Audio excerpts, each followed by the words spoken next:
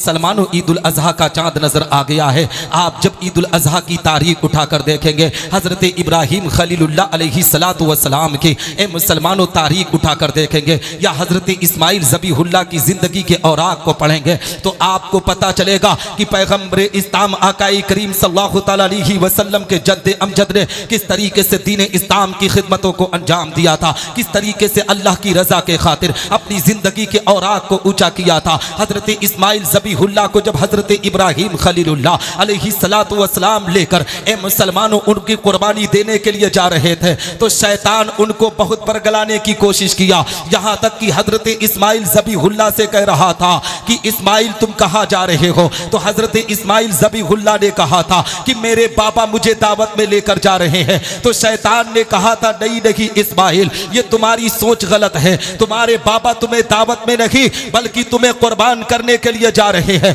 हज़रत इस्माइल ज़बीहुल्लाह ने बचपन ही में शैतान से कहा था तू तो ऐसा पता चलता है कि कोई इंसान नहीं, तू कोई शैतान लग रहा है। मरदूद क्या तुझे पता नहीं है दुनिया में कोई बाप किसी बेटे का कत्ल किया करता है, कोई बाप अपने बेटे को कुर्बान किया करता है। तो शैतान ने कहा था तेरा बाप अल्लाह का दोस्त है और रब तबारक व तआला ने तेरी कुर्बानी मांगी है। तो हज़रत इस्माइल ज़बीहुल्लाह के उस पैगाम को नोट करो और उस पर अमल करने की कोशिश करो। हज़रत इस्माइल ज़बीहुल्लाह ने कहा था कि अगर रब्बे कायनात का फैसला है तो इस्माइल की एक जान नहीं, अगर इस्माइल को अल्लाह हजारों जान दिया होता तो उस रब्बे कायनात के नाम पर मैं अपनी हजारों जान की कुर्बानी पेश।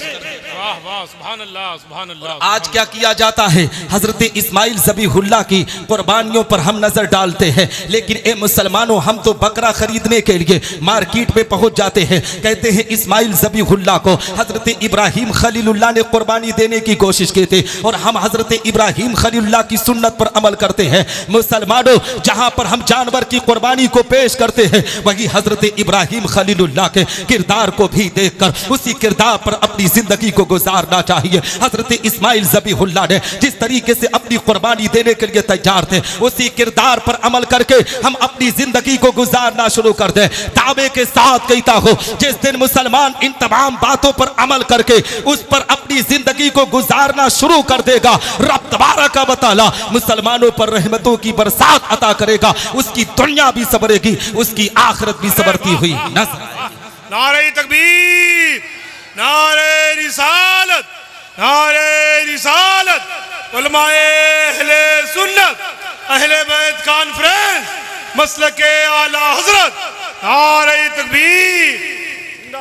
और हजरात मोहतरम एक बात और भी मैं आपको बताना चाहता हूँ, मेरा मौजू ख़ानदान अहले बैत है मगर मैं हटा नहीं हूँ। ये हज़रत इब्राहीम खलीलुल्लाह मेरे आका पैगम्बर इस्लाम के जद्द अमजद है, हज़रत इस्माइल ज़बीहुल्लाह अलैहि सलातु व सलाम की मुसलमानों उन्हीं की पुश्त से हैं, उन्हीं की नस्ल से हैं। हज़रत इस्माइल ज़बीहुल्लाह की ज़िंदगी की तारीख उठाएंगे तो आपको पता चलेगा कि किस तरीके से उन्होंने हम और आपको पैगाम दिया था। लेकिन ए मुसलमानों आओ मैं आपको बताता चलो, ईद उल अजहा के दिन मुसलमान तमाम बातों को समझता है, मुसलमान जानवर को लाकर उसकी कुर्बानी को पेश करता है। ए मुसलमानों उलमा बयान करते हैं कि मेरे आका पैगम्बर इस्लाम आकाई करीम सल्लल्लाहु तआला अलैहि वसल्लम का फरमान है कि जब मुसलमान अपने खास जानवर को लाकर खास वक्त में कुर्बानी देता है उसके जिस्म से खून का कतरा जमीन पर नहीं गिरता है, रब तबारक व तआला उस कुर्बानी देने वाले के नेकियों में इजाफा कर दिया करता है।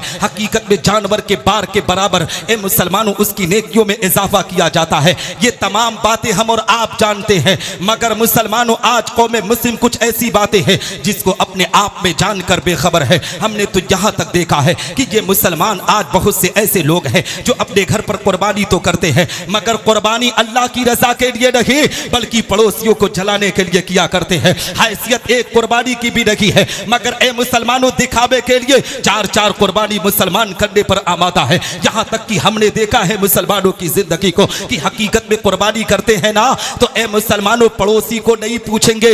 हकीकत में कोई मालदार हो तो उसे 10-10 फूल लगाया जाता है, कोई दौलत वाला हो तो उसे 20-20 फूल लगाया जाता है। उसके सामने अपने आप में आजिज़ी और इनकिसारी पेश की जाती है। आप घर पर आ जाएंगे तो घर का मुकद्दर बदल जाएगा। मैं कहता हूं मुसलमान, किसी मालदार को अपने घर पर बुलाकर तुम अपने मुकद्दर को सवार नहीं सकते। अगर मुकद्दर को सवारना है तो अपने पड़ोस में जो गरीब अपनी जिंदगी को गुर्बत में बसर कर रहा है, उस गरीब को अपने दस्तरखान पर लाकर कुर्बानी के गोश्त को खिला दो, तो रब तबारक व तआला उस गरीब की दुआओं के सदके तुम्हारे घर में रहमतों की बरसात आता। जिंदाबाद जिंदाबाद जिंदाबाद जिंदाबाद। लेकिन आज हालात किस तरीके से बदतर है, मुआशा किस तरीके से गंदगी के माहौल में जा रहा है, हम और आपने भी महसूस किया है। हकीकत में मुसलमानों आज क्या हो रहा है, हकीकत में आज यही हो रहा है कि आज तो हमने जहां तक देखा है कि लोग अपने आप में कुर्बानी के गोश्त को तैयार करते हैं। अभी कल एक इमाम से मुलाकात हुई ना, उसने अभी गुज़िश्ता साल की जब वाक़ियों को निगाहों के सामने रखा, हकीकत में आंख में आंसू आ गए थे। उस इमाम ने यही जुमला कहा था कि कारी साहब आपको पता नहीं है, ये मोहल्ले वाले सारे के सारे लोगों ने मुझे बुलाकर कुर्बानी कराया, मगर मगरिब की अजान हो गई, कोई मोहल्ले का शख्स पूछने के लिए नहीं आया कि इमाम साहब आप खाना खाए कि नहीं। अब बताओ मुसलमानों, जो आपकी 5 वक्ता नमाज को दुरुस्त कराता हो, उसी इमाम को आप कैसे भूल जाते हैं, उस मौलवी को कैसे भूल जाते हैं जो आपके गांव का रहने वाला है, आपके पड़ोस का रहने वाला है। हकीकत में मुसलमानों, अगर तुम अपने घर पर जब दस्तरखान सजाओ तो अमीरों को बाद में बुलाओ, मस्जिद के इमाम को पहले बुलाओ। दावे के साथ कहता हो, जब मस्जिद का इमाम तेरे दस्तरखान पर बैठेगा तो रब तबारक व तआला उस इमाम के बैठने के सदके तेरे घर में रहमतों की बरसात है ना। तो हजरात मोहतरम, कहने का मकसद यह है कि अपनी ज़िंदगी के अंदर सुधार पैदा करने की कोशिश करो। ए मुसलमानों, जब ईद उल अज़हा की तारीख आ रही है ना, तो इस बकरा ईद के मौके पर आप हकीकत में मुसलमानों अच्छे तरीके से एहतमाम करने की कोशिश करो। बहुत से लोग बहुत से मसाइल को नहीं जानते हैं। अब अगर इसी मजमे में पूछ लिया ना जाए ना कि क्या बकरी की कुर्बानी कर सकते हैं, तो अक्सर व बेशतर लोग उलझ जाएंगे कि बकरी की कुर्बानी कैसे हो सकती है। बहुत से लोग यहाँ उलझ जाएंगे। लेकिन याद रखो मुसलमानों, अगर बकरी 1 साल की हो गई है तो ए मुसलमानों, उलमा और फुकाहा फरमाते हैं कि आप बकरी भी कोई कुर्बानी पेश कर सकते हैं। इस तरीके से मैं तो ईद उल अज़हा पर बोलने के लिए नहीं आया हूँ, मेरा मौजू तो खानदान अहले बैत है। लेकिन आओ मैं आपको बताता चलो कि अभी हुजूर पीरे तरीकत रहबर राह शरीयत मुर्शिद बरहक की आमद होने वाली है। याद रखो मुसलमानों, ये जो सादाते किराम है ना, हकीकत में रब तबारक व तआला ने इन्हीं के जद्दे अमजद के सदके में आज कायनात के जर्रे जर्रे को पैदा किया है। ए मुसलमानों, हम जहां पैगंबर इस्लाम की मोहब्बत को सीने में बसाते हैं, वहीं पर खानदान अहले बैत की मोहब्बत को भी सीने में बसाएं। इसलिए कि नबी का फरमान है कि जो हसन हुसैन से मोहब्बत करता है गोया वो मुझसे मोहब्बत करता है, और जो उनसे नफरत करता है गोया वो मुझसे नफरत करता है। तो ए मुसलमानों, हजरत इमाम हसनैन करीमैन के अगर राज दुलारे भारत की जमीन पर पाए जा रहे हो तो इनसे मोहब्बत किया करो, इनसे प्यार किया करो, इनसे इश्क किया करो। इसलिए कि अगर इनसे मोहब्बत कर लोगे तो कल जब दुनिया से रुखसत होकर कब्र में पहुंचोगे तो रब तबारक व तआला खानदान अहले बैत के सदके तुफेल में, पैगंबर इस्लाम की मोहब्बत के सदके तुफेल में तुम्हारी गुनाहों को माफ फरमाकर तुम सब पर रहमतों की बरसात अता।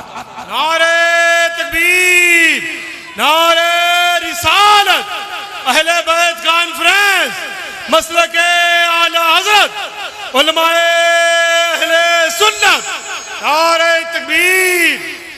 हजरात मोहतरम, अभी मैं आपको एक मैसेज और पैगाम देना चाहता हूँ कि पीरे तरीकत रहबर राह शरीयत हज़रत अल्लामा अशाह सैयद मोहम्मद फ़ारूक मियाँ चिश्ती दामद बरकातुल कुदसिया की आमद होने वाली है। एक मरतबा मैं आपको बताना ये चाहता हूँ कि मैं हज़रत के पास बैठा था ना, एक खातून आई थी अपनी परेशानियों को लेकर। हकीकत में कह रही थी, हज़रत मुझे डरावना ख्वाब आता है, इस तरीके से मेरी परेशानियाँ हैं। तो सैयद फ़ारूक मियाँ चिश्ती ने उनसे यही कहा था, उस खातून थे, ये बता तू नमाज पढ़ती है कि नहीं, ये बता तू कुरान पढ़ती है कि नहीं। खातून ने कहा था कि बच्चे छोटे हैं, इस बुनियाद पर नमाज नहीं पढ़ पाती हो। तो जानते हो सैयद फारूक मियां ने कहा था कि ए खातून सुन सुन, अगर तू अपनी परेशानियों को दूर कराना चाहती है, तू चाहती है कि तेरे घर से मुसीबत दूर हो, तो सबसे पहले नमाज की पाबंदी कर, सबसे पहले कुरान की तिलावत कर। ए मुसलमानों, ये पीरे तरीकत ने उसे पैगाम दिया था, लेकिन आज के हालात के पीरों का जायजा ले लो। आज मैं बहुत से पीरों के साथ रहा हूँ, हकीकत में अल्हम्दुलिल्लाह भारत के अक्सर व बेशतर हिस्से में जाता हूँ, हर जलसे में कोई ना कोई पीर रहता ही है। लेकिन मैंने देखा है पीरों की जिंदगी को, बहुत से ऐसे पीर हमारे समाज के अंदर पाए जाते हैं कि हकीकत में मगरिब की अजान हो रही है, वो अपने कमरे में आराम करते हुए नजर आते हैं। इशा की नमाज हो रही है, वो अपने कमरे में आराम करते हुए नजर आ रहे हैं। ये मुरीद बेचारे उनके इश्क में, मोहब्बत में अपनी पलकों को बिछाए रहते हैं, उनकी आमद में अपने आप में फूल की बारिश करते हुए नजर आते हैं। अगर इन्हीं लोगों से सवाल किया दिया जाए कि ए मुसलमान ये बता, पीर की आमद पर तो उनका इस्तकबाल कर रहा है, पीर की आमद पर तो उनके इस्तकबाल में अपनी पलकों को बिछा रहा है। बहुत से नौजवानों को तो ऐसा नशा छाया हुआ है कि बाप का कदम जिंदगी में कभी नहीं दबाते हैं, माँ के सर को कभी जिंदगी में नहीं दबाते हैं। माँ बाप अगर कहते कि फला चीज फला जगह से ला कर दे दे, तो कभी माँ बाप के लिए कदम नहीं बढ़ाते हैं। लेकिन अगर पीर की आमद हो गई तो कोई कदम दबाने में अपने आप में फख्र महसूस करता है, कोई सर दबाने में अपने आप को फख्र महसूस करता है। इन नौजवानों से जब सवाल किया जाता है, नौजवान ये बता तू पीर की खिदमत इस अंदाज से क्यों करता है, तो ये नौजवान कहता है निसार अहमद निजामी तुझे खबर नहीं है क्या, तुझे पता नहीं है पीर की खिदमत करूंगा तो अल्लाह जन्नत देगा। मैंने कहा ए नौजवान ये बता किस मुफ्ती का फतवा है कि पीर की खिदमत करेगा तो जन्नत मिलेगी। सुन, अगर जन्नत चाहिए तो किसी पीर की खिदमत में नहीं, अगर जन्नत तुझे वाकई में चाहिए तो सीधे अपने घर को जा, अपने बूढ़े माँ बाप की खिदमत गुजारी कर। अगर बूढ़े माँ बाप ने अपनी जबान से दुआ कर दिया तो रब तबारक व तआला तुझे जन्नत में आला मकाम अता कर। वाह, जिंदाबाद जिंदाबाद जिंदाबाद। और हकीकत में मैंने सैयद फारूक मियां चिश्ती साहब को देखा है कि वो सबसे पहले तलकीन यही करते हैं कि तू नमाज की पाबंदी कर, तू कुरान की तिलावत कर। और जानते हो सबसे पहले पैगाम क्या देते हैं कि अपने बूढ़े माँ बाप की खिदमत गुजारी कर, अपने बूढ़े माँ बाप की खिदमत गुजारी करेगा तो रब्बे कायनात तेरी दुआओं को कबूल करेगा। और याद रखो मुसलमानों, अगर किसी की भी दुआ को कबूल कराना है, कोई भी अपनी दुआ को अल्लाह की बारगाह में मकबूल कराना चाहता है, आज बहुत से लोग बैतुल्ला शरीफ की ज़ियारत करने के लिए गए हैं, बहुत से लोग हज करने के लिए गए हैं मक्कतुल मुकर्रमा की वादियों में, मैदान मिना में, मैदान अरफात में। ए मुसलमानों, हज के अरकान को पूरा करने के लिए गए हैं। लेकिन याद रखो मुसलमानों, जो लोग अपने माँ बाप से नाराज होकर, अपने भाई से नाराज होकर, अपने रिश्तेदारों से नाराज होकर बैतुल्ला शरीफ की ज़ियारत करने के लिए गए हैं, ऐसे लोगों को हज को अल्लाह उनके मुंह पर मार देता है। अगर हज की मकबूलियत चाहते हो, हज के मुसलमानों सादत से माला माल होना चाहिए हो, बहुत से मुसलमान ऐसे बैठे हैं जो कहते हैं मौलाना हम तो बहुत गरीब हैं, जिंदगी के अंदर हम हज क्या कभी मक्कतुल मुकर्रमा देख पाएंगे कि नहीं, ये भी दिल में ख्वाहिश व तमन्ना मिट चुकी है। मैं उन लोगों से कहना चाहता हूँ कि अगर हज बैतुल्लाह का सवाब तुम्हें चाहना है, हज मकबूल का सवाब तुम चाहते हो, तो अपने आप में जब सुबह सवेरे उठो ना तो फजर की नमाज के बाद सबसे पहले मुस्कुरा कर अपने माँ बाप के चेहरे की ज़ियारत कर दो। मेरे आका पैगंबर इस्लाम का फरमान है, जिसने मुस्कुरा कर नबी आखिर, जिसने मुस्कुरा कर अपने माँ बाप के चेहरे की ज़ियारत कर लिया, रब तबारक व तआला उसे एक हज मकबूल का सवाब इनायत करता है।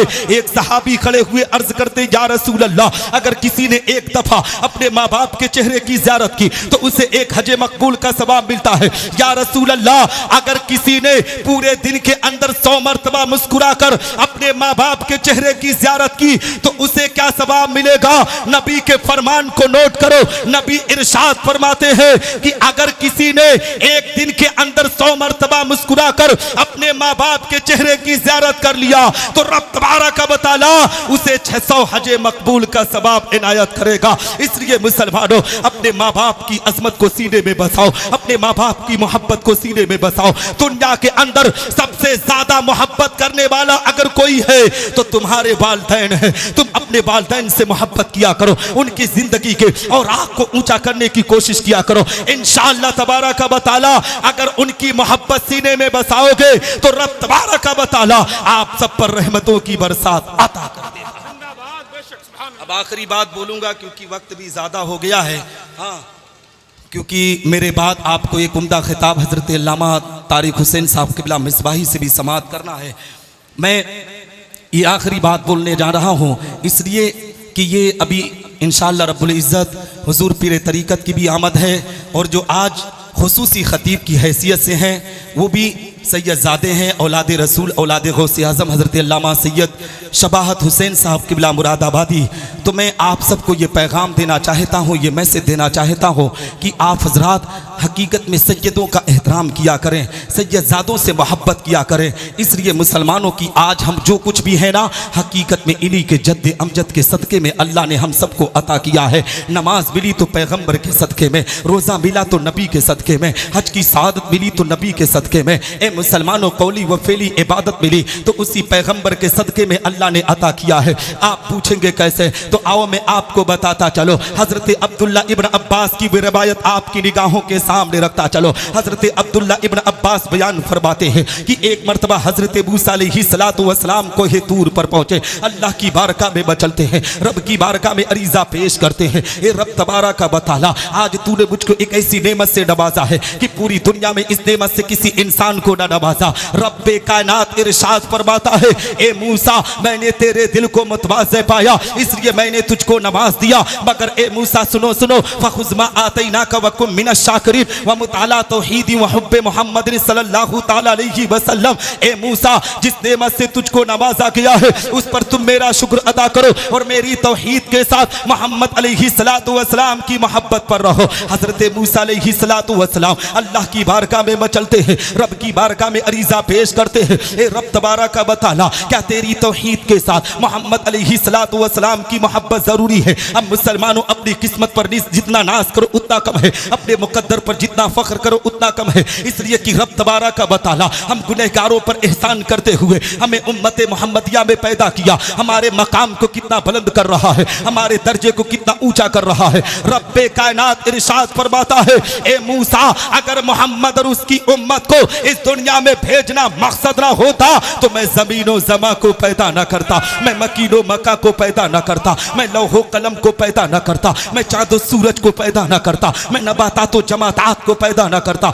मैं हैवानात व मखलूकात को पैदा न करता, हत्ता कि ए मूसा मैं तुझे भी पैदा न करता। हदीस कुदसी है, रब तबारक व तआला का फरमाने आली शान है। अल्लाह रब्बुल इज्जत इरशाद फरमाता है, लौला कलमा अज़हरतु रब्बो बिज्जा, ए महबूब अगर तुझे दुनिया में भेजना मकसद ना होता तो मैं अपनी रबूबियत का ऐलान ना करता। जब इस हदीस कुदसी पर आला हजरत अजीबुल बरकत मुजद्दिद मिज्जत माजिया व हाजरा इमाम इश्क व मोहब्बत की नजर पड़ी तो पुकार उठते हैं बरेली की मुकद्दस जमीन से, वो जो न थे तो कुछ ना था, वो जो न थे तो कुछ ना था, वो जो ना हो तो कुछ ना हो, जान है वो जहान की, जान है तो जहान है।